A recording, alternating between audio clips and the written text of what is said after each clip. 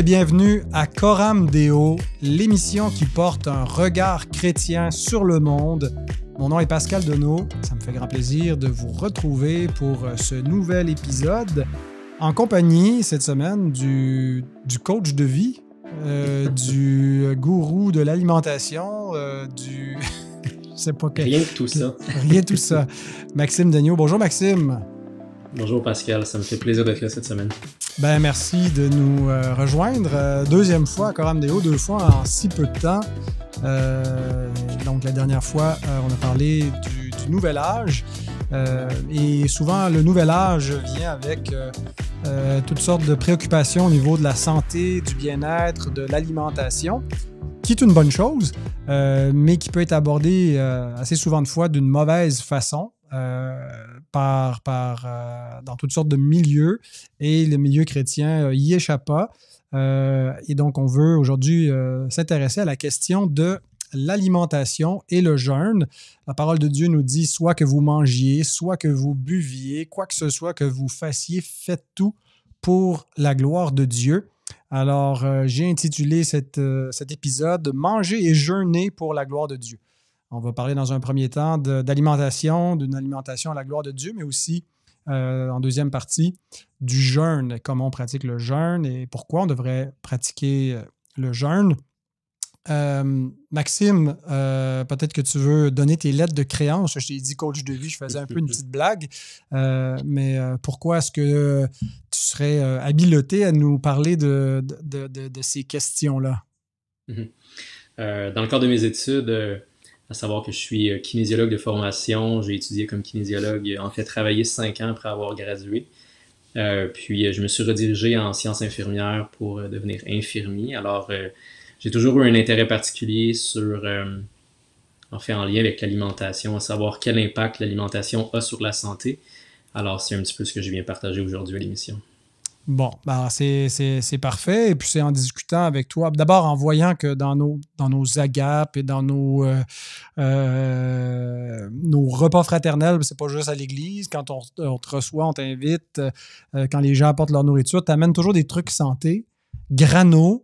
Donc, j'ai dit, Maxime, il serait le bon candidat pour faire une émission sur cette question-là. On a eu des échanges sur différentes questions et je voulais aborder la question du jeûne. Et puis, je dis, tiens, je vais marier ça, jeûne et alimentation.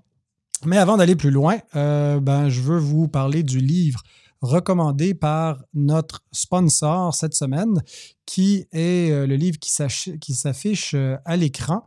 La vie est plus que la nourriture de Elise Fitzpatrick. C'est une traduction et donc qui nous parle du problème souvent, du rapport problématique qu'on peut avoir avec la nourriture, entre autres avec la mauvaise nourriture qui est pas bonne ni pour notre corps ni pour notre âme, et comment est-ce qu'on peut être délivré de mauvaises habitudes alimentaires qui sont plus néfastes parfois qu'on peut l'imaginer. C'est pas juste de nous faire prendre du poids, ça met aussi des poids sur notre âme. Alors, on va parler de cela aujourd'hui, mais vous trouverez dans la description de cette émission un lien pour pouvoir vous procurer ce livre si ça vous intéresse. Et c'est une façon aussi de soutenir notre travail, en soutenant notre sponsor. Mais vous pouvez nous sponsoriser directement parce que, on nous sponsorise là, mais c'est à coup de screening. Non, je plaisante. Merci à Publication Chrétienne pour votre générosité. Mais si le cœur vous en dit, chers auditeurs, d'être généreux aussi. Vous savez que la radio CFOI et que notre travail est soutenu par les auditeurs. On n'a aucun revenu publicitaire quelconque pour nos émissions et pour continuer la mission, on dépend de vos dons, de votre générosité. Alors, merci de nous aider à cet effet-là. Alors, mon cher Maxime, par où commencer? Comment s'attaquer à cette question-là? Peut-être regarder un peu au niveau des attitudes qu'on peut retrouver face à l'alimentation. dans le monde et dans l'Église. J'ai l'impression qu'on est un petit peu comme soit des gens très préoccupés, soit des gens pas du tout préoccupés. Il n'y a comme pas beaucoup entre les deux. Il doit en avoir entre les deux, je présume, là, mais quel genre d'attitude tu remarques dans ta pratique comme infirmier et dans je disais, tu étais coach de vie, mais tu as été un peu comme entraîneur, non? Aussi? 10 ans de temps, j'ai travaillé comme entraîneur et kinésiologue pendant au total 10 années. Fait que oui, il y avait l'activité physique, mais beaucoup de recommandations en matière de santé. Voilà, donc tu as l'occasion un peu de discuter de diète avec les gens et les gens qui sont pas forcément dans les milieux chrétiens. Et je ne sais pas si depuis que tu es croyant, tu constates à peu près les mêmes genres d'attitudes qu'on voit dans le monde, dans l'Église, vis-à-vis de l'alimentation. Qu'est-ce que tu remarques? Je veux dire, il y a des points qui sont similaires, des points qui sont divergents. Ce que je vois qui est assez similaire, en fait, c'est en termes de régime, que les gens mangent un régime méditerranéen, végétarien, qu'ils mangent de la viande, qu'ils mangent un régime cétogène. On le voit aussi bien dans l'Église que dans le monde. Ce que je perçois quand même qui me semble différent. Parfois dans le monde, on semble trop se soucier de l'alimentation, peut-être trop se soucier du corps. Est-ce que le corps devient une idole? Je pense aux gens qui, comme moi, j'étais végétalien pendant 5 années de suite avant d'être croyant. Et là, c'était comme pour la cause, l'environnement, le côté moral avec les animaux. Donc, je me souciais beaucoup trop de l'aspect de mon alimentation et de mon corps à ce moment-là. Mais tandis que dans l'Église, ce que je peux voir aussi qui est différent, c'est que par moments, on s'en soucie trop peu de la santé puis du corps, comme si on donnait préséance à l'esprit. Donc, le corps devenait secondaire, puis un péché qu'on voit énormément dans le monde, comme dans l'Église, c'est la gloutonnerie. Puis on le tolère énormément aussi, j'ai l'impression, dans l'Église. Mais je pense que c'est important de garder en tête que ce que l'on mange a un impact direct sur notre santé physique, notre santé mentale et spirituelle. Donc, il ne faudrait pas négliger ce que l'on mange. Ça pourrait nous aider là, dans notre vie de piété, notre vie de prière. Ce serait important de garder ça en tête. Je trouve ça intéressant ce que tu dis, que l'emphase qu'on met sur le côté spirituel, la rédemption, et puis le fait que ce corps-là va mourir, donc on adopte un peu une attitude d'indifférence. On vit pour l'après et puis ça peut faire que pour maintenant, mangeons et buvons car demain nous mourrons. Bon, je dirais pas que c'est généralisé, que c'est tous les chrétiens, mais en se penchant sur la question, on réalise qu'il y a plus de connexion entre l'alimentation et puis la santé spirituelle. On pourra y venir dans un deuxième temps. Mais l'Écriture n'est pas muette sur la question de l'alimentation. Tu as soulevé, on parle beaucoup de la santé, mais tu as soulevé aussi la question de la moralité. Et c'est vrai que chez ceux qui sont très, très préoccupés, soit que c'est pour des raisons de santé, santé bien-être, on ne veut pas manger n'importe quoi, on veut manger bio, on veut manger des aliments qui soient sains, qui aient un bon apport. Mais il y a aussi une question morale qu'on retrouve de plus en plus là, dans les mouvements des droits des animaux, où ça serait un problème moral de manger des animaux. Et en partant, l'Écriture a quelque chose à dire sur cette question-là qui est très claire. On respecte la conscience des gens qui sont véganes. On ne veut pas dire que les gens sont obligés de manger des animaux, mais c'est certainement pas un péché de le faire. C'est certainement pas un péché non seulement de manger les animaux eux-mêmes, mais encore moins aussi d'utiliser les produits dérivés des animaux, que ce soit des œufs ou du miel, parce que pour certains, ça va jusque-là. C'est que si on consomme ce qui est de l'animal, ce qui est produit par l'animal ou l'animal lui-même, c'est une agression contre une autre espèce. C'est de l'abus des espèces, c'est de l'espécisme. Et puis ça, c'est un péché pour plusieurs. mais on ne peut pas appeler péché ce que la Bible autorise, ce que Dieu déclare, et c'est Dieu lui-même, et en particulier après le déluge, qui a donné le règne animal à l'homme pour sa nourriture. Ça ne veut pas dire qu'on doit abuser des animaux. Il y a une façon éthique d'utiliser les animaux, mais donc la préoccupation morale, c'est important de le dire et de le dire à la lumière de la parole de Dieu, de ne pas lier la conscience par la loi des hommes. Et c'est un nouveau pharisianisme, en quelque sorte, le véganisme, qui accuse les gens, qui les culpabilise. Et est-ce que tu vois, tu as vu beaucoup de gens comme ça qui sont un peu captifs de ces doctrines-là, qui ne reposent pas sur la vérité, mais qui reposent sur une compréhension erronée du rapport entre l'homme et la nature et le monde animal? Est-ce que tu as eu l'occasion de constater des gens qui sont un peu comme, même je dirais, asservis à ce faux enseignement? Je l'ai moi-même été pendant 5 ans, comme je l'ai nommé tantôt. Donc, on met tout à égalité. Donc, l'homme n'est pas au-dessus de la nature, des plantes ou des animaux. Donc, il faut vraiment considérer là, les animaux comme étant aussi importants que soi. Puis, étant donné que ce n'est pas biblique, ben, c'est super bien accepté dans le monde.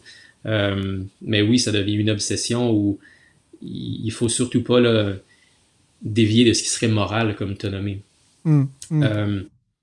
Mais je l'ai pas. Je le vois, je te dirais, moins aujourd'hui dans l'Église, étant donné que je suis entouré de chrétiens. Mais c'est quelque chose qui était quand même très, très fort là, à l'époque, là, où les gens autour de moi qui étaient végétaliens. Ouais. C'est comme une religion, le végétalisme.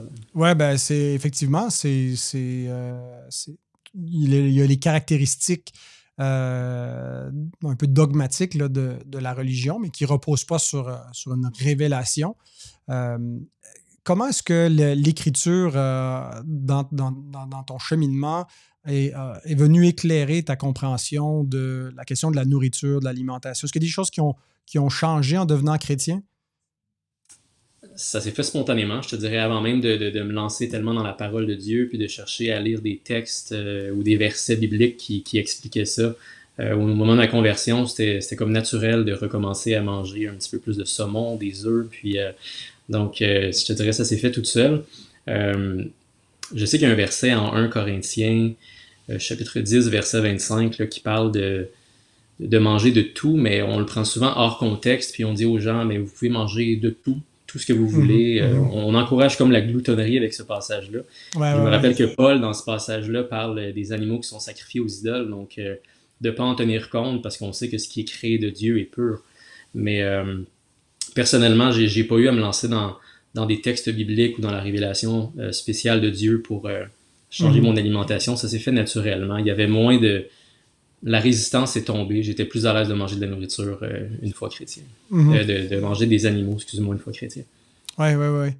Ben, c'est ça. C'est sûr que de passer par la conversion, c'est aussi un renouvellement de l'intelligence où on est affranchi des fausses doctrines. Ça ne veut pas dire qu'on ne peut pas être végétarien ou même végétalien, mais il faut pas entretenir une fausse compréhension morale des questions qui sont liées à la nourriture.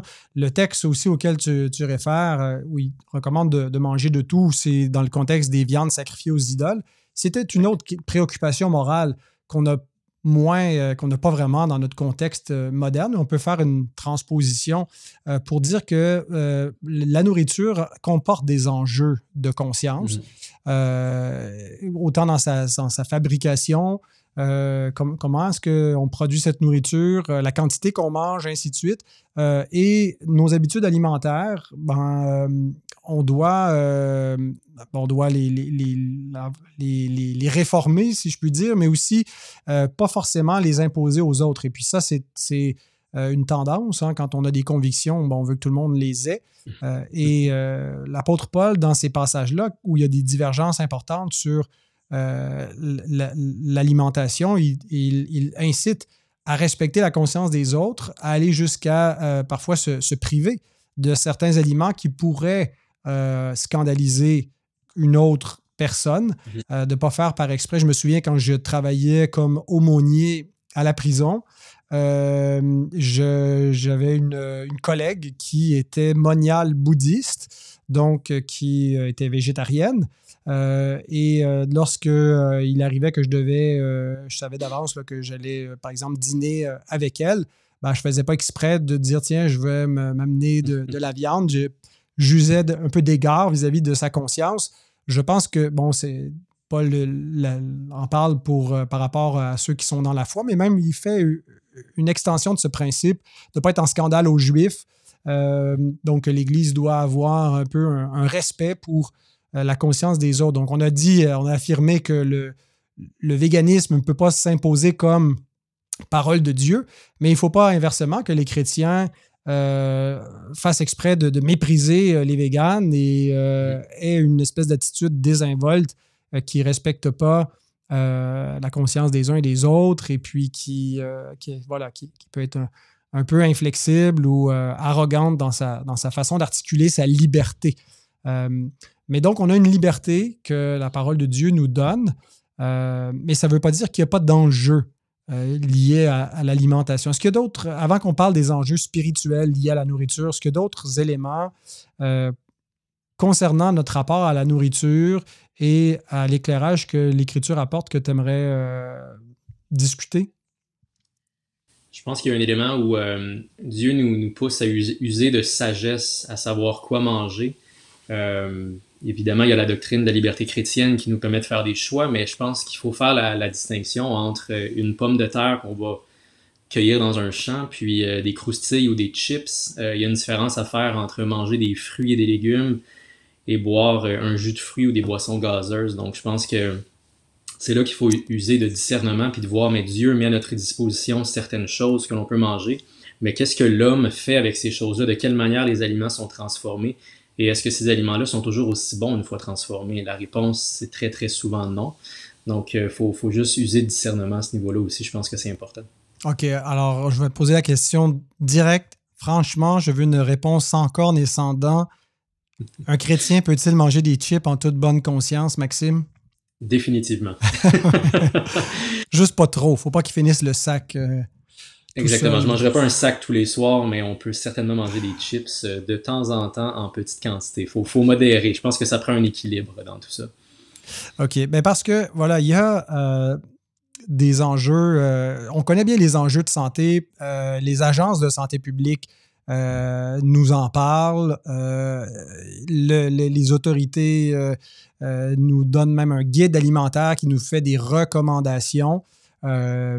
Donc, quelles sont c'est d'abord les préoccupations là, de santé que peut-être que tu veux souligner, mais pour transposer aussi vis-à-vis des enjeux spirituels qu'on n'associe pas toujours. Tantôt, tu as parlé de la dichotomie qui est faite où on sépare corps et esprit, mais si le corps et l'esprit sont liés jusqu'à ce que la mort les sépare, ce qui affecte notre corps va affecter aussi notre esprit.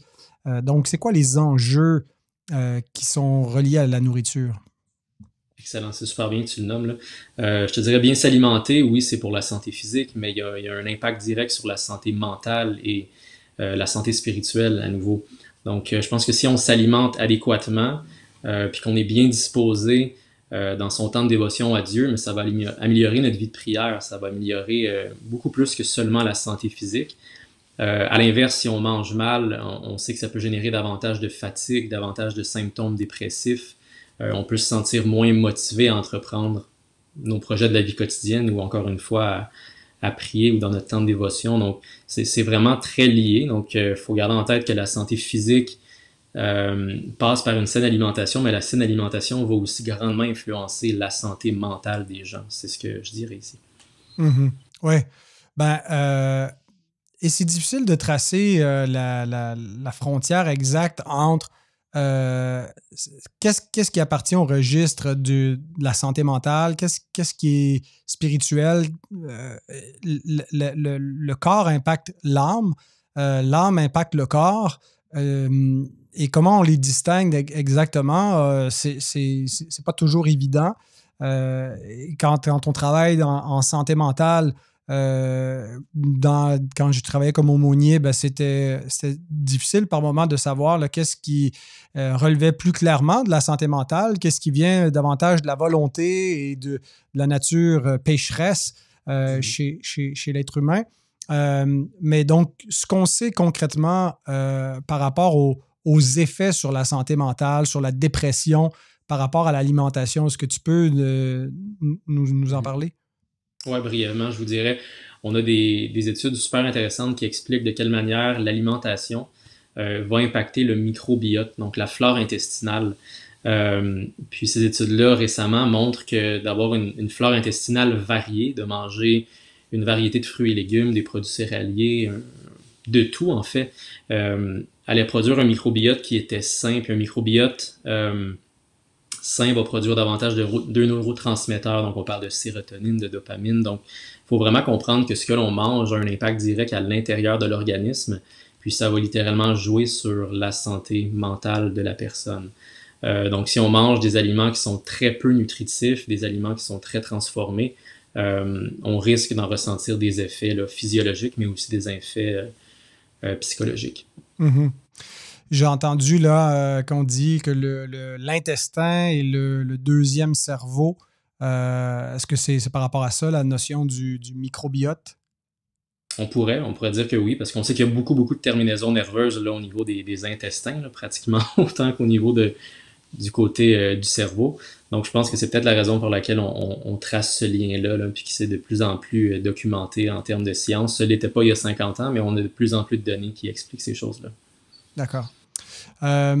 Donc, la dépression, la fatigue, la démotivation va certainement avoir des répercussions spirituelles. Tu parlais donc de la vie de prière. Un autre élément, un lien entre la santé spirituelle et l'alimentation, je pense à un des fruits de l'esprit. Il est dit qu'un des fruits de l'esprit, c'est la maîtrise de soi. Bon, on peut penser à la maîtrise de ses émotions, posséder à la colère, mais la maîtrise de soi, ça inclut, je pense aussi, de maîtriser nos appétits, nos désirs charnels, que ce soit dans le domaine de la sexualité, mais aussi de l'alimentation. Par rapport à la nourriture ou la boisson, quelqu'un qui manque de maîtrise, quelqu'un qui va consommer trop d'alcool ou trop régulièrement ou qui n'est pas capable de prendre une consommation qui ne mènera pas à une deuxième, à une troisième et ainsi de suite. C'est pas juste quelque chose de physique, c'est quelque chose qui est relié à la santé spirituelle. C'est un problème de maîtrise, c'est un problème qui est relié à la sanctification. Et donc, tout le domaine de la nourriture, tout le domaine de la consommation, finalement, est un peu un terrain d'exercice pour apprendre à dépendre de Dieu pour satisfaire notre joie. Et la nourriture crée une sorte de dépendance. On peut avoir un rapport très malsain avec la nourriture. Est-ce que tu peux nous parler un peu de ça? Comment les gens cherchent parfois un peu le réconfort dans la nourriture ou une récompense dans le sucre, par exemple, mais qui est à deux tranchants, va procurer peut-être un bienfait immédiat, mais qui, c'est un peu comme la drogue, qui finit par laisser plus de séquelles que de bien-être.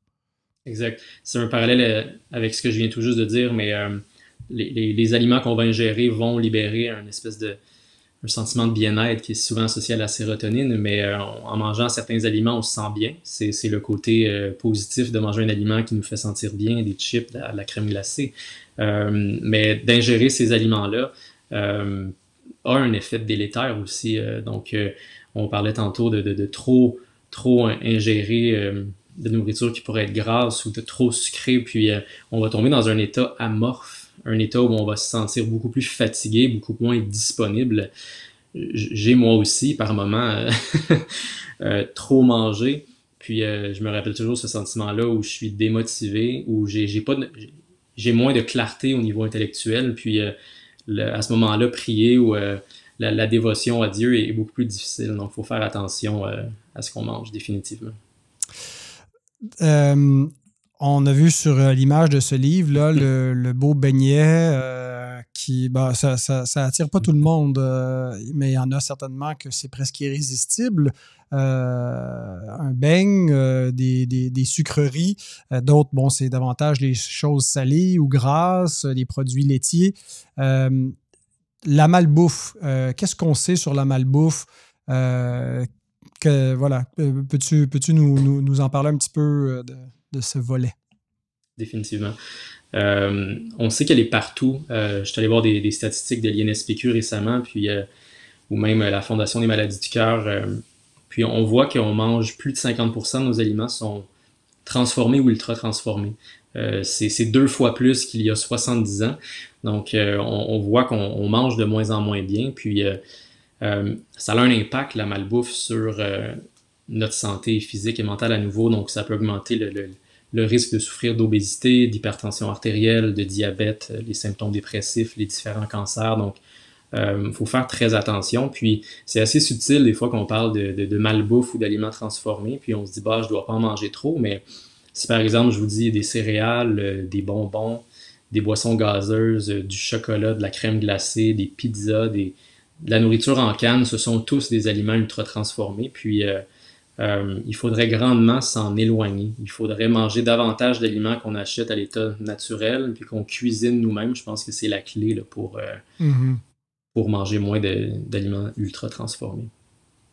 À quoi ça peut ressembler une diète saine? On parle manger bien, mais concrètement, il existe là, bon, toutes sortes de régimes. Je ne sais pas comment tu voudrais répondre à la question en nous présentant tel ou tel régime ou comment on peut être certain qu'on a une alimentation qui est saine. Parce que ça peut être assez subjectif ou relatif, là, ce qui va être sain selon les critères de ma femme, par exemple, versus ceux de ma mère, pour prendre 2 femmes importantes dans ma vie. J'aurais pas la même alimentation. Donc, à quoi ça ressemble une saine diète? Je pense que ça prend un consensus scientifique. Je pense qu'on est capable de faire des études et de regarder qu'est-ce qui, à long terme, semble réellement fonctionner. Je tiens à nommer que j'ai aucun conflit d'intérêt. Je parle vraiment en mon nom. Puis, c'est pas une prescription ou une ordonnance. Je fais juste des suggestions à nos auditeurs. Mais je vous dirais, le guide alimentaire canadien est assez intéressant à ce niveau-là. Le nouveau guide, tu veux dire, hein? Exactement. Fait que les directives ont grandement changé. Donc, avant 2019, on séparait l'assiette en 4. Donc, on parlait de viande et substituts d'un côté, les produits laitiers d'un autre quart, les produits céréaliers, les fruits et légumes. Ça a grandement changé. Donc, je pense que le lobbying était très fort puis qu'il y avait un lien entre l'industrie alimentaire et les différentes politiques qui étaient adoptées. Il y a eu un retournement de situation en 2019 où on s'est basé sur de nouvelles études, beaucoup de données probantes, puis on a décidé de changer ça. Puis je vous dirais qu'en ce moment, là, une assiette santé, c'est 50% des fruits et légumes, un quart de l'assiette qui devrait être des protéines, puis on encourage à manger davantage de protéines végétales et moins de protéines animales. Puis l'autre quart de l'assiette, ce serait des produits céréaliers. Donc ça ressemble, là, je te dirais, en gros, à ce qui est suggéré. Puis c'est répercuté, là, en fait, je vous dirais, il y a d'autres études qui semblent montrer les mêmes choses. Il y a 2 très grandes cohortes que j'aime suivre. 2 études qui sont des études observationnelles. On parle d'une cohorte qui a débuté en 2002. C'est une étude qui s'appelle Adventist Health Study. C'est 96 000 Nord-Américains qu'on suit. Puis, ce qui est intéressant avec eux, c'est qu'on a un baseline. On sait que ces gens-là fument très peu ou pas du tout, consomment pas d'alcool, ils ont tous un mode de vie relativement similaire. Puis ce qui différencie les différents groupes, c'est l'alimentation. Donc, on a un groupe qui est végétalien, un groupe qui est végétarien. On a des semi-végétariens, puis des gens qui mangent de la viande, puis on regarde l'incidence de différentes maladies. Puis on est capable d'établir certains liens entre ce qui est mangé puis l'impact sur la santé. Puis j'ai des petites statistiques là, que j'avais pris le temps de regarder, mais dans cette même étude-là, on voyait que le risque de souffrir d'hypertension artérielle était diminué de 75% entre les gens qui sont végétaliens et les gens qui mangent de la viande sur une base plus régulière. puis qui était diminué de 55% chez les végétariens, donc ceux qui mangent produits laitiers, un peu de poisson et tout. Même chose pour le diabète, donc on voyait que le risque de souffrir de diabète était de plus bas de 62% chez les végétaliens et par rapport à ceux qui mangeaient de la viande et de 38% chez les végétariens. Donc on voit qu'un régime qui contient moins de protéines animales tend à diminuer l'incidence de certaines maladies chroniques qu'on connaît, dont beaucoup de gens, nos proches, sont atteints. Là. Donc, l'idée ici, c'est pas de dire de ne jamais manger de viande. L'idée, c'est de se dire peut-être qu'on pourrait réduire nos portions ou réduire la fréquence parce qu'on sait qu'il y a un lien entre la consommation de viande et les problèmes de santé là, physique. J'ai fait un petit voyage au Texas l'automne dernier et puis j'en pouvais plus là, de manger de la viande. Il y en avait à chaque repas. Je partageais avec les frères qui étaient là. Je dis, nous, on mange pas de la viande forcément à tous les jours. Et ils me disaient, nous, il n'y a pas un repas où il n'y a pas de viande. Exact. Donc, c'est ça. Mais il y a même une diète où ce n'est que de la viande. Je ne sais plus comment on l'appelle, ça, là, le régime carnivore, c'est ça? Carnivore, ouais, carnivore. Oui, c'est ça. Et j'imagine qu'il ne se qualifie pas dans tes diètes saines que tu recommandes? Non, du tout. Puis je pense pas que ce serait viable de tolérer un régime carnivore pendant des années. Je me demande comment les gens font pour faire ça des fois juste une semaine. Je peux pas imaginer une étude à long terme sur 5, 10 ou 20 ans de régime carnivore. C'est pas quelque chose qui a jamais été fait, là. Mais c'est pas justement des diètes transitoires ou temporaires pour des raisons, je sais pas, comme une espèce de traitement choc à la viande, là. Je sais pas, je pense que Jordan Peterson, pendant il a été affecté là, d'une dépression sévère et puis il avait fait cette diète-là, je pense, dans ce cadre-là. Mais les informations que j'ai là, sont approximatives. Ça te dit quelque chose? Ouais, mais il n'y a rien de fondé scientifiquement. Je sais qu'il y a des gens qui vont réagir, vont avoir des intolérances ou des allergies alimentaires avec le gluten ou les produits laitiers. Fait que c'est sûr que si tu retires tous les allergènes d'un coup et tu manges juste de la viande, ça se peut que tu te sentes bien temporairement. Mais l'impact de manger des quantités astronomiques de gras saturés de cholestérol sur les artères, je l'encourage pas pour ces raisons-là. Ouais.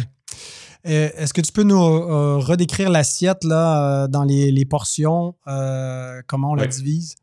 Définitivement. Donc, l'assiette santé, selon le Guide alimentaire canadien, c'est 50% de l'assiette des légumes ou des fruits. Donc, c'est beaucoup de fibres. Un quart de l'assiette, ce sont les protéines, mais on va demander à manger un petit peu plus de légumineuses, un petit peu plus de noix. On met pas de côté là, le poisson ou les œufs ou quoi que ce soit, même la viande, mais on essaie de dire aux gens, mangez davantage de protéines végétales. Puis le quart de l'assiette, le dernier quart, c'est les produits céréaliers. Donc, tout ce qui est quinoa, riz, pommes de terre, du pain. Donc, nous autres, on pète le feu, on est en très bonne santé. On est dans la même équipe. Au niveau de la consommation de l'alcool, parce que ça aussi, ça a un impact. J'annonce que j'aimerais faire une émission sur la consommation de l'alcool, sur l'alcoolisme. Donc, est-ce que tu peux nous en dire un mot? Là? Ça aussi, je pense que ça a changé récemment dans les recommandations de santé au niveau de l'alcool. Oui. Brièvement, je ne m'y connais pas beaucoup. Je sais qu'on recommandait, là, je pense que c'était 2 à 3 consommations pour les hommes, puis 1 ou 2 consommations pour les femmes quotidiennement. Mais les dernières études semblent montrer que ne pas consommer d'alcool serait toujours l'idéal. Ouais. Donc, on ne dit pas aux gens de ne pas en consommer jamais, mais je vous dirais, c'est plus dans les recommandations de dire on peut boire 2 à 3 consommations d'alcool par jour. On reconnaît que peu importe la quantité d'alcool consommée, il y a un effet délétère. Des fois, il est très petit, mais on encourage les gens à ne pas en boire. Puis s'ils veulent boire une bière ou 2 par semaine, il n'y a pas de problème. Pourtant, c'est un remède biblique, Paul dit à Timothée, pour son estomac. Je pense aussi que c'était dû au fait que l'eau n'était pas toujours potable. Alors, de prendre quelque chose de fermenté, c'était recommandé. Plus sûr. Mais on m'a dit aussi qu'un verre de vin, c'était bon pour la santé et 2, c'était bon pour le moral. Mais j'attendrai d'en parler dans l'émission sur l'alcoolisme. On a parlé beaucoup de ce qu'on mange, mais une diète saine, je pense aussi, devrait inclure l'abstinence parfois de nourriture. Et j'aimerais qu'on puisse parler du jeûne, dans un premier temps, pourquoi on devrait jeûner, à quoi ça sert et comment on devrait jeûner. Et dans le pourquoi, il y a, quand on envisage le jeûne, quand les gens me demandent pourquoi jeûner, ou on discute du jeûne, souvent il y a comme deux préoccupations qui accompagnent le jeûne. C'est le jeûne pour des raisons physiques et le jeûne pour des raisons spirituelles. C'est pas une pratique qui est prédominante chez les protestants. Les catholiques ont le carême, les musulmans ont comment il s'appelle leur jeûne? Le ramadan. Et puis les réformés, ben, nous, on mange et on boit. Et c'est surtout sur une base personnelle, individuelle, où on ne doit pas en parler, mais il n'y a pas une espèce de pratique de jeûne collectif. Ça s'est un peu perdu avec le temps. Je pense que peut-être, d'une part, on voulait combattre une forme de piétisme ascétique où on gagne notre ciel par le jeûne, où on tord le bras à Dieu dans nos prières parce que là, on jeûne, puis notre prière va être plus puissante. Et puis, il y a comme un peu une résistance, avec raison, à cette mauvaise théologie. Mais on s'appauvrit, je pense, si on perd complètement la pratique du jeûne. D'abord, pourquoi est-ce qu'on devrait pratiquer le jeûne? Je ne sais pas si tu veux parler d'abord sur le plan spirituel ou physique. Je te laisse aborder dans l'ordre qui te convient. Oui, je pense que c'est clair dans la Bible. Je dirais il y a des bienfaits spirituels à jeûner. Avant tout, augmenter sa piété, puis de se rappeler que la nourriture la plus importante, c'est la parole de Dieu. C'est la nourriture spirituelle avant même la nourriture physique. Donc, je sais que dans la Bible, souvent qu'on a des décisions importantes à prendre ou on a des demandes pressantes, il y a l'exemple du jeûne qui va être amené. On le voit un petit peu partout. Je sais qu'on le voit là en Matthieu 4 quand Jésus s'en va dans le désert puis il va jeûner 40 jours, 40 nuits. Il y a plusieurs autres passages là, où on parle du jeûne. Mais de se rappeler que à quel point on a besoin puis à quel point on dépend de la grâce de Dieu. Puis le jeûne nous apporte ça aussi. Donc, c'est crucial de jeûner là, pour le chrétien. Mm-hmm. Oui, et il y a différents contextes, je pense, ou raisons que l'Écriture nous donne pour jeûner, par moment pour s'humilier devant Dieu. Et qu'on pense là, à un moment ponctuel. On voit David, par exemple, qui après avoir péché, lorsqu'il est repris, accompagne sa repentance du jeûne. Et c'est une pratique, je pense, quand le Seigneur nous reprend, nous corrige, où on devrait porter des fruits de la repentance, où on prend le sac et la cendre. On a réduit beaucoup notre contrition à un niveau verbal. Je pense que c'est bien, il faut confesser nos péchés, mais il y a une place, à mon avis, pour humilier notre corps, humilier notre esprit, pour embrasser la tristesse qui vient aussi avec le jeûne, avec cette privation, parce qu'on se dit, c'est pas l'heure que mon âme se réjouisse, c'est l'heure que mon âme s'humilie. Ça vient avec une forme de deuil aussi. C'est pas toujours la repentance pour un péché qu'on fait, mais on peut pleurer, par exemple, sur l'âme d'un de nos enfants ou d'un proche. Et on ne veut pas devenir indifférent. L'Écriture nous met en garde sur un des effets du confort et du manger et du boire, c'est que ça appesantit nos cœurs. Hein, c'est une façon de dire que ça les engourdit, ça les rend un peu indifférents. Et puis, on peut devenir vite un peu, quand on est toujours dans ce confort nord-américain où on manque jamais de rien, où on mange toujours à satiété, où on boit un peu trop, on réjouit notre cœur avec l'alcool, qu'on devienne engourdi spirituellement, où on n'a plus trop compassion des âmes perdues, on est froid face à toutes ces questions-là.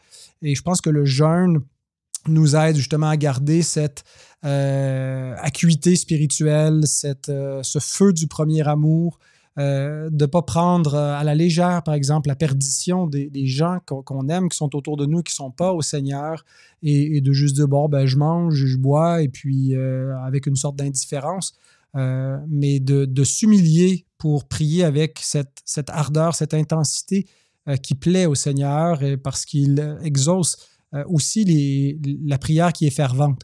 Une prière qui est faite du bout des lèvres, où le cœur n'y est pas, c'est similaire à une foi morte, une foi qui ne porte pas le fruit que Dieu attend. Alors, il nous demande d'utiliser le jeûne pour garder cet éveil, cette disposition, ce sérieux face à lui. Un peu plus tôt, je parlais de la maîtrise aussi comme fruit de l'esprit. Une bonne façon d'entretenir la maîtrise, c'est une privation qui peut être complète, qui peut être momentanée. On pourra en parler dans le comment on pratique le jeûne, mais ce sont certainement des bénédictions spirituelles qui viennent avec. Mais une des choses qu'on constate, je ne sais pas s'il y a d'autres choses qui t'ont venu à l'esprit par rapport à l'aspect spirituel du jeûne? Non, mais je me rappelle qu'il y a un passage, dans le fond, juste en Matthieu 6, 17, mais Christ s'adresse à nous, puis il nous dit, mais quand tu jeûnes? Puis Ouais. moi, j'ai comme ouvert les yeux, puis j'ai réalisé, mais c'est pas si tu jeûnes, c'est quand tu jeûnes. Donc, ça implique que nous devrions le faire sur une base régulière. Puis c'était comme un rappel à moi-même qui ne jeûne pas tellement, à part le jeûne intermittent, mais j'en aurais besoin davantage. Ouais, que ça fait partie, c'est comme acquis, ça ne devrait pas surprendre et que c'est plutôt anormal de ne pas jeûner. Il y aurait certainement d'autres choses à dire. Je pense que c'est une façon d'entretenir notre vie de prière. Il y a Athanase qui dit des choses intéressantes sur le jeûne par rapport aussi même à la guérison physique. Et ça, c'est un des éléments qui comme un peu en vogue, là, où on veut, dans le monde, même en dehors du monde chrétien, et beaucoup en dehors du monde chrétien, on redécouvre les bienfaits du jeûne pour le corps et pour la santé mentale. Et bon, peut-être certains, là, on le voit un peu comme une panacée, là. On va guérir tout par le jeûne, on guérit les cancers par le jeûne, faites plus de chimiothérapie, jeûnez, puis votre corps va s'auto-guérir. C'est pas ce qu'on veut recommander aujourd'hui, mais qu'est-ce qu'on sait sur les bienfaits physiques et psychiques du jeûne? Oui. Je te dirais, il y a beaucoup, beaucoup de choses, mais les données probantes, ça va dans toutes les directions, donc c'est difficile à savoir si c'est réel ou non. Fait qu'il faut vraiment, ça prendrait plus de méta-analyse pour savoir là, vraiment là, ce qui fonctionne et ce qui fonctionne pas. On sait que la perte de poids fonctionne bien avec le jeûne intermittent.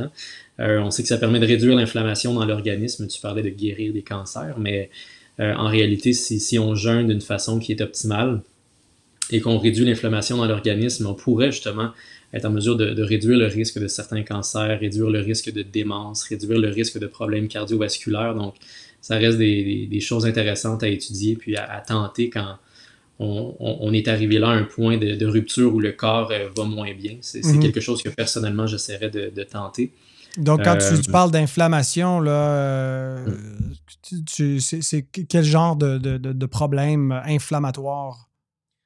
Si on prend juste l'exemple des problèmes, comment je peux dire, cardiovasculaires, il y a une espèce de stress oxydatif qui s'installe avec la consommation régulière de gras saturés, d'aliments qui sont très sucrés. Puis c'est l'organisme en fait qui répond à ça.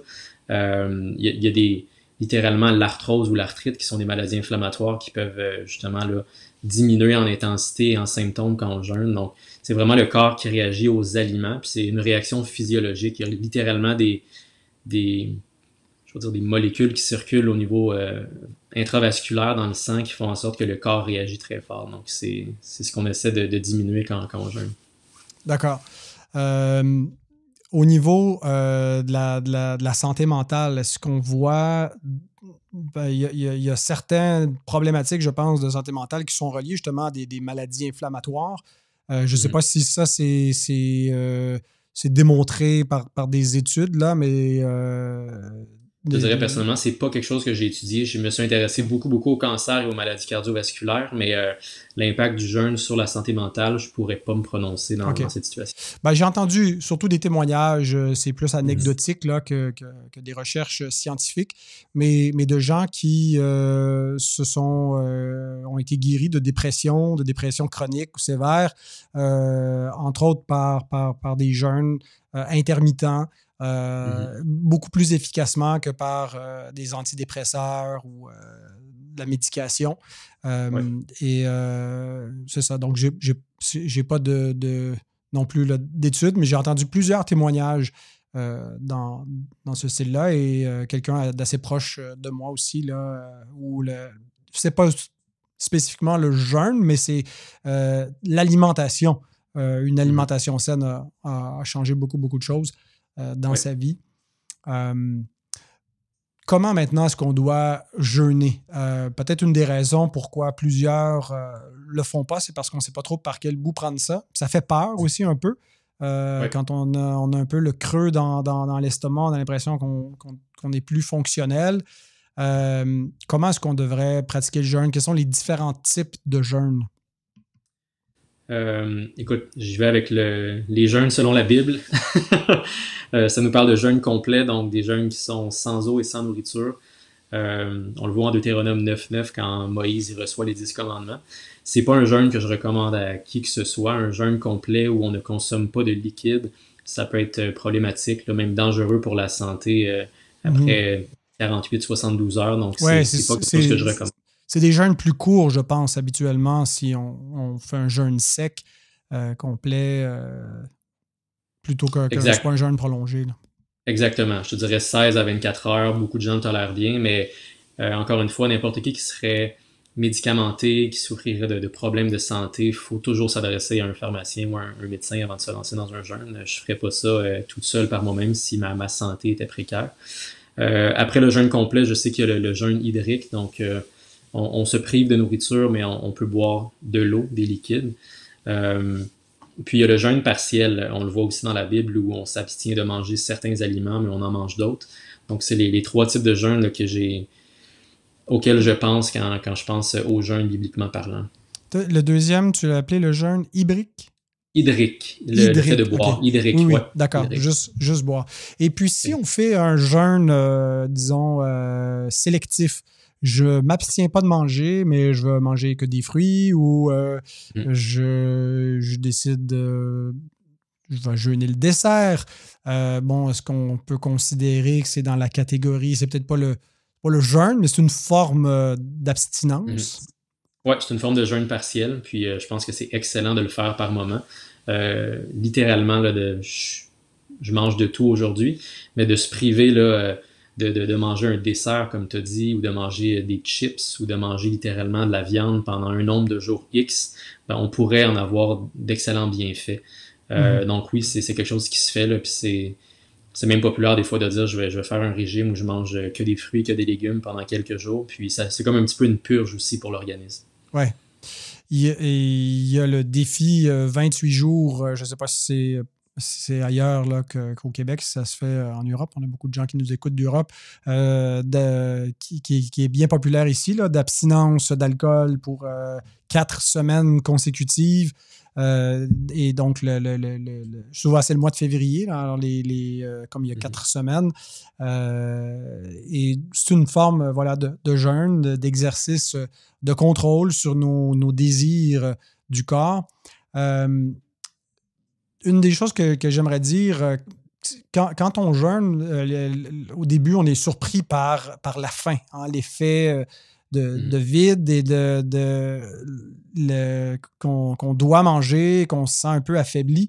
Ce sentiment-là passe assez vite. Ça va durer 1 heure ou 2, et puis ensuite, on arrive à continuer, et puis on ressent moins la faim. Ça va revenir un peu plus tard, mais il ne faut pas s'imaginer qu'on va être comme en état de faiblesse et comme si on va délirer ou on va être affaibli complètement. Je présume que pour des gens, c'est peut-être différent. Je parle à partir de ma propre expérience. Je me rends compte aussi qu'en buvant beaucoup d'eau, ça donne beaucoup plus faim, que les jeûnes secs. Ils ont l'air plus durs, mais ils sont plus faciles au niveau si on les fait sur une courte période. Là, je parle si on jeûne, par exemple, juste une quinzaine, vingtaine d'heures. C'est plus facile un jeûne sec, je trouve, qu'un jeûne hydrique, parce que l'eau ouvre l'appétit.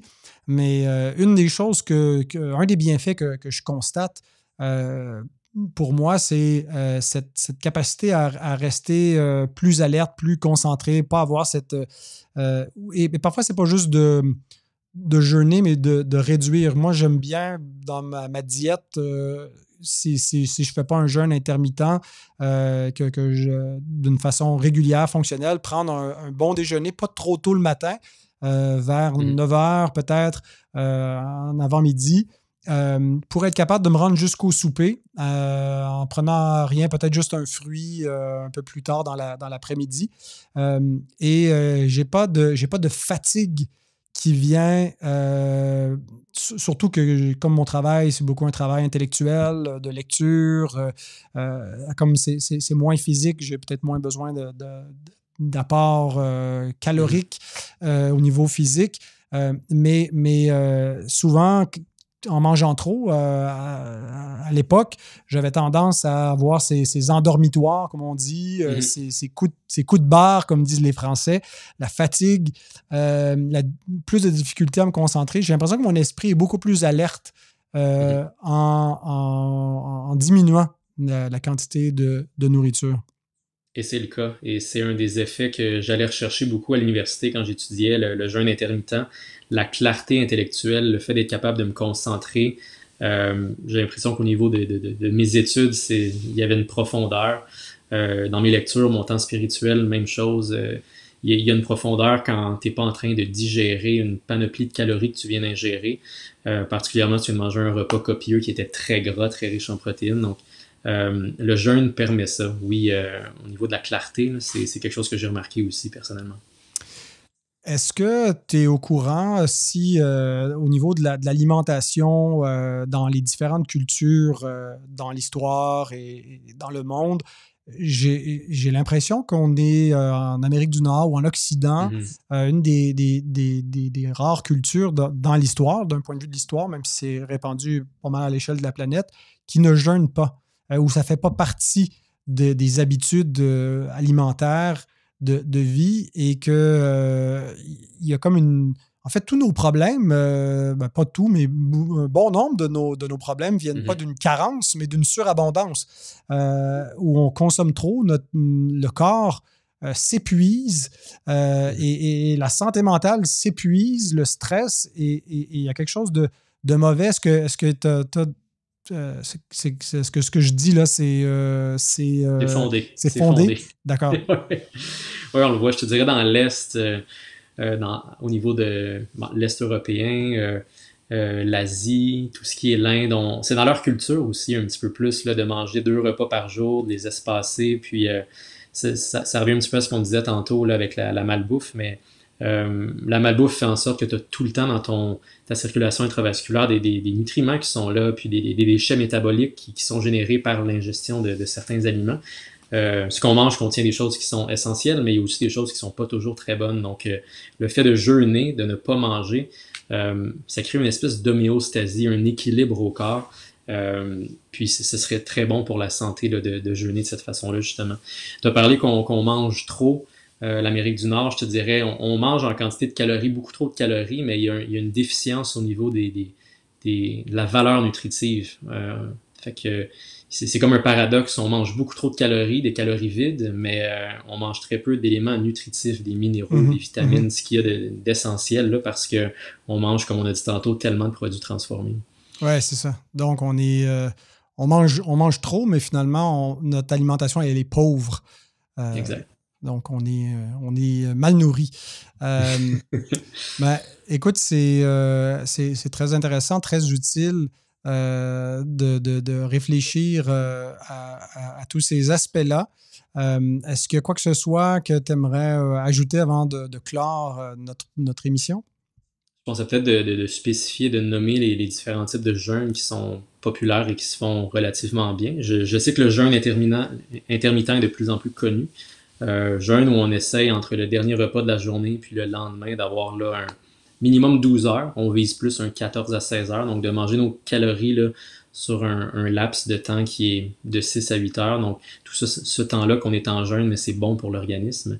Le type de jeûne où on mange un repas par 24 heures, je sais qu'il y a beaucoup de gens qui le pratiquent aussi. Donc, c'est une autre façon de jeûner. Puis, on a des jeûnes un petit peu plus longs après ça, de 36-48 heures ou des jeûnes de 3 jours. Mais plus le jeûne augmente en durée de temps, généralement, moins on le pratique fréquemment parce que Mhm. ça serait dur de jeûner 3 jours par semaine à toutes les semaines. À un moment donné, le corps, là, Ouais. il manque en nutriments essentiels, là, comme on vient de nommer. Ouais. Donc, Une des autres choses par rapport à l'alimentation, moi, je me rendais compte que ma consommation de café, si j'en prenais à tous les jours, ben, je développe une sorte de dépendance ou si je peux pas avoir de café rendu dans l'après-midi, je vais avoir des maux de tête. Alors, j'ai décidé d'avoir 2 jours par semaine où je n'en prends pas pour éviter de développer la dépendance. Ça marche bien ces jours-là où j'en prends pas, j'ai pas de maux de tête. Donc, quand je fais le jeûne intermittent et que c'est pas une des journées où je m'abstiens de café, je prends quand même un bon espresso le matin. Est-ce que ça compte comme est-ce que je scrape mon jeûne finalement?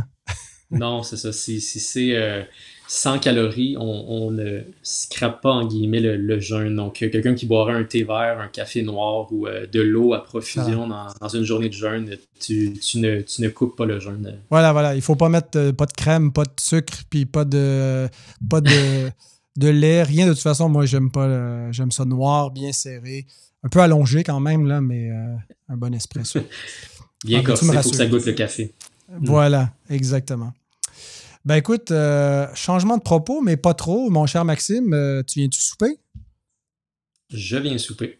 Ben écoute, on t'a préparé un pain aux lentilles. On dirait qu'on a fait Wow. exprès. Ma femme a dit, on reçoit Maxime ce soir. Qu'est-ce que je peux préparer? On n'était pas pour te faire un roast beef ou faire de la pizza.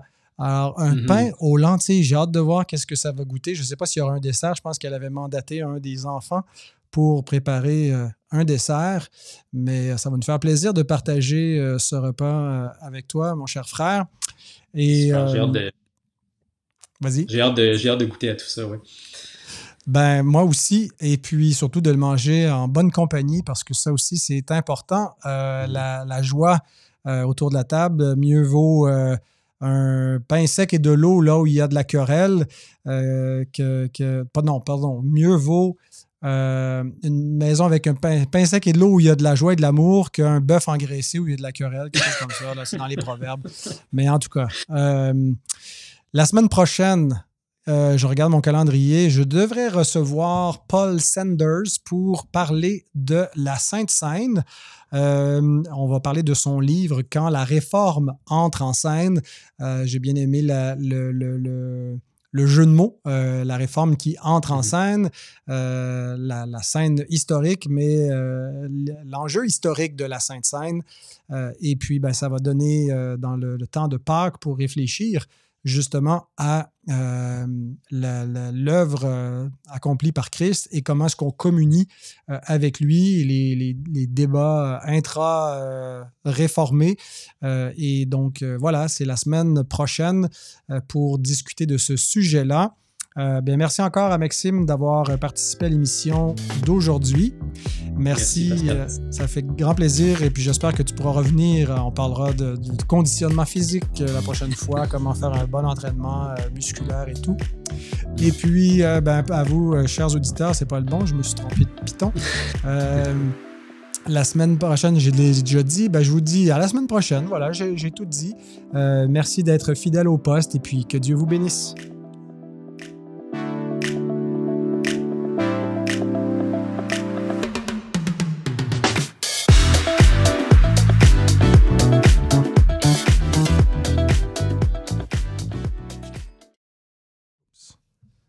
T'as un peu t'es muté. Tu m'entends? Ouais, je t'entends, moi. Je t'entends saper. Je t'entends très bien. Écoute, j'avais pas dîné, mais je suis en train de faire ça à l'instant. Ben, mange pas trop, là, si t'en viens chez nous après. Écoute, c'est trop beau l'énergie que ma mère a faite, c'est même pas un... J'ai comme déjeuné tard, pas dîner, puis là je prends un petit quelque chose. Good. Tout était au Gymix avec les enfants, ouais. Ouais, c'est ça, j'arrive de là, là. C'est... Je sais pas s'il y a quelque chose dans les dents. Il y a plein de graines de chia que maman met dans. Ah, ouais, On va essayer de pas trop sourire. Ça va être difficile. le choix entre avoir l'air bête ou avoir un sourire dégueu. Mais donne-moi réellement 4 secondes, je vais aller enlever 3-4 graines que j'ai, je reviens. Lui, il sait pas que ça va se ramasser dans le bêtisier, on dirait. Pas grave, il va me pardonner. OK. Ah. Je viens de recevoir la notification que mes nouveaux moniteurs, ben, j'avais des trucs comme ça, là, que tu intra-auriculaires, puis là, ils étaient défectueux. Fait que j'en ai acheté des nouveaux. Ils viennent d'arriver. Je suis tellement heureux parce que ça me fait mal aux oreilles. Je cours les chercher, puis je reviens. C'est bon. Ah, c'est bon. Vive Amazon! Yes! Ils font de bel job. Oh, c'est-tu le fun, ça?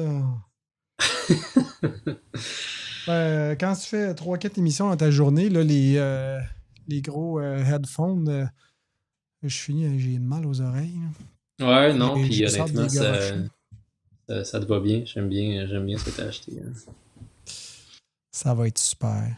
J'ai trouvé comme toune de transition la toune parfaite. J'ai mangé trop de patates frites de Bleu Jeans Bleu. T'en connais? C'est bon. Non, je l'ai jamais entendu, mais Bleu Jeans Bleu, je connais bien avec le coton ouaté, là, oui. Oui, c'est ça. J'ai mangé trop de patates avec ses airs bien roulés. Là.